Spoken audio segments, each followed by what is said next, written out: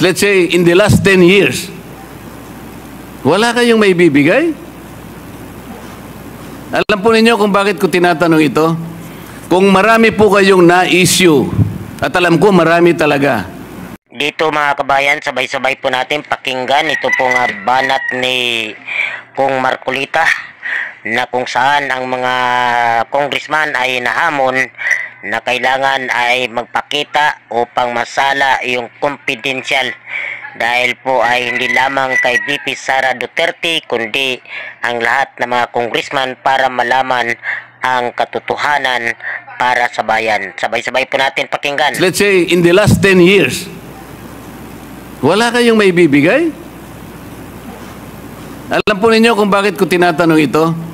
Kung marami po kayong na-issue, at alam ko marami talaga, na notices of disallowance, pupuntahin natin dito lahat, hindi lang ang Office of the Vice President at dapat umupo dito. Lahat na po ng inisyuhan nyo ng notices of disallowance must sit here para makagawa po kami ng mas maganda, mas balanse na batas.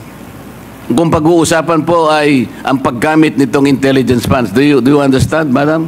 Mr. Chair, sasamantalahin ko na po ang presence po ng mga kinatawan ng Commission on Audit. Gusto ko po sanang itanong mula sa kanila, ano-ano pong mga opisina ng ating pamahalaan o ahensya ang pinagkakalooban po ng intelligence and confidential funds?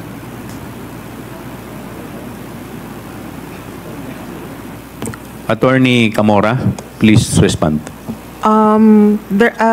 Confidential funds are given to NGAs, to LGUs, and some GOCCs po.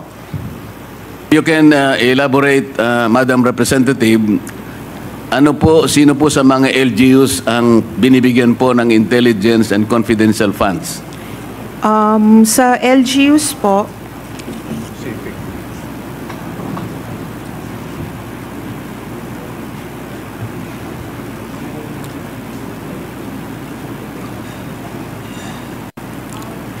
depende po sa LGU, sa POP po nila, Mr. Chair.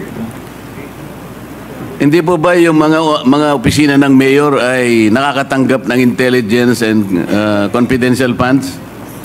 As long as it is part of their budget, Madam Chair, Mr. Chair.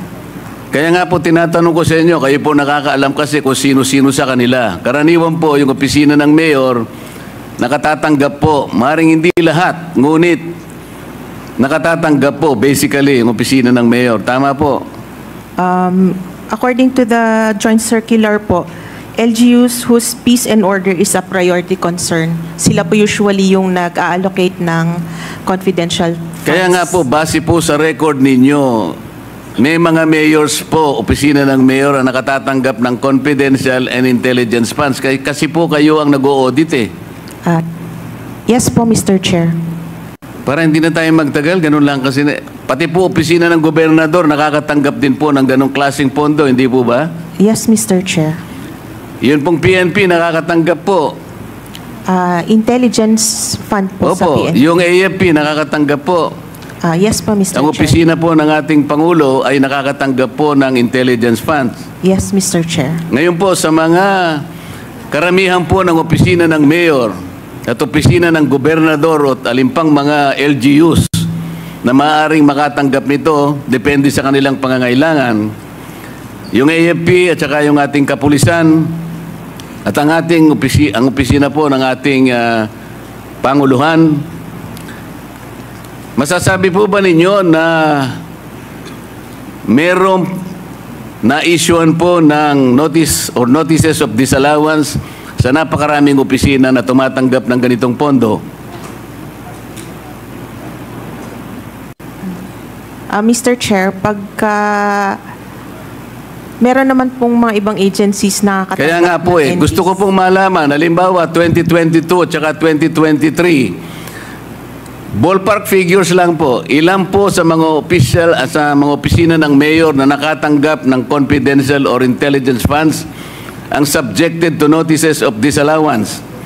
Ilan po sa opisina ng gobernador? Ganun din po yung tanong. at saka sa iba't ibang mga opisina pa para malaman lang natin, kahit ballpark figures lang, ilan po yung na-issue nyo na notices of disallowance concerning these types of funds? Mr. Chair, wala po kaming data on the said information today because we only have data on the OVP po. I cannot give an exact number po Bakit today. po? Kasasabi nyo lang na meron din kayong sinubject sa notice of disallowance eh. Bakit po yung opisina lang ng OVP ang meron kayong record? Yung hawak po namin ngayon, Mr. Chair, since ito po yung subject ng inquiry, we are prepared as to the OVP. Pero as to other O sige po, agencies- ganito na lang. Meron po ba kayong estimated na bilang ng na-issue nyo na kayo po kasi pag intelligence and confidential funds, kayo po yung auditing unit ang nakatoka para tingnan po ang pagkakagasta ng tipo ng fondong ito. Tama po? Tama po, Mr. Okay. Chair. Makapagsasabi po ba kayo ng estimated number? Ito po, kinabibilangan ng opisina ng mayor, ng gobernador, ng ISAP, ng kung ano-ano, ng siguro po, maski National Intelligence Security Council, AFP, ang kapulisan. Can you provide us a ballpark number of the notices of disallowance that your office has initially issued? Mr. Chair, I cannot give you a ballpark figure now since hindi naman po ako involved sa entire ICFAO. So,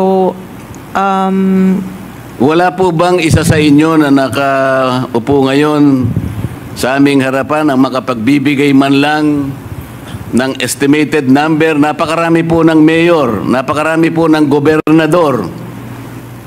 precisely, sir, kaya sa ibang division, wala po akong... Pwede ba natin sabing 100 or 500 notices of disallowance?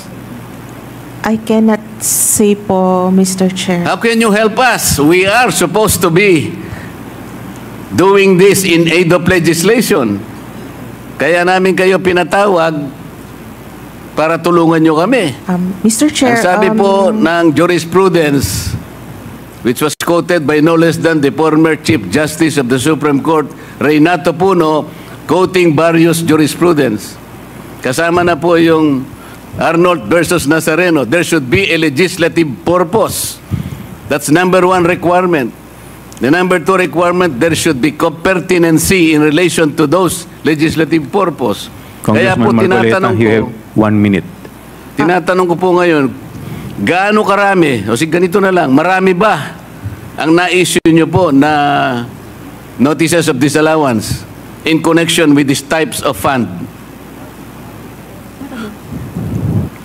sir, I really cannot give an exact number Hindi nga, sabihin mo today. lang, marami. Attorney, Medyo marami. Attorney Gamora, could you please submit the documents that the Honorable Marcoleta is requesting? Yes. Kasi sa ngayon, Mr. bago ako As to the magtapos, numbers. Mr. Chair, I want Yes, to wind Mr. up now. Yes. I want please to wind up now. Can you at least sabihin mo lang, marami, medyo marami.